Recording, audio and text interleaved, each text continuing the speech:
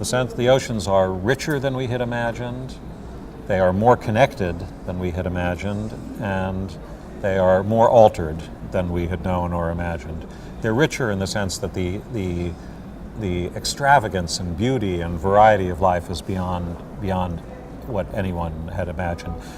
We've discovered, as I mentioned, 6,000 new species, and we also discovered vast amounts of certain forms of life that had been unknown. For example, mats of filamentous bacteria, carpets the size of Greece in the eastern Pacific. So there are things that were too small to be discovered before, but there were things that were so big that no one had noticed them before. So the richness is incredible. The connections, which was really what your question is about. Animals commute between Australia and South Africa. They commute between Sicily and Cuba. They commute between Alaska and Hawaii. So there are all these, say, horizontal commuters connecting the ocean, and then there are vertical commuters. Seals dive 7,000 feet. Wow. So the deep water is connected with the surface by these animals going back and forth. And in fact, every night, large numbers of animals, and small animals, animals the size of a shrimp, commute up and down the height of the Empire State Building or more. So if you can imagine a shrimp starting at 6 p.m. every evening and climbing the steps of the Empire State Building, and then in the morning, because of course it's safer at night when it's dark, so the animals rise at night to feed.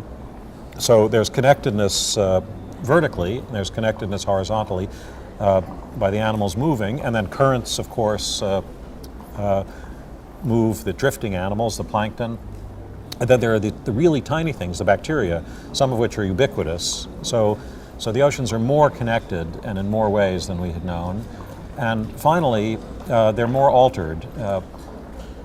People often have anecdotes about, well, they remember when they were children that there were more shells on the beach, but the Census of Marine Life put together teams of historians, with archaeologists, with anthropologists, with ecologists who study the past, so-called paleoecologists, and we've been able to document, going back thousands of years now, the extent of removals of sea life by humans for food or other purposes, and the alterations are broader in geographic scope, broader in taxonomic scope. More different kinds of animals have been removed, and more extensive than people had appreciated. So we're used to the idea now that some particular area may be fished out.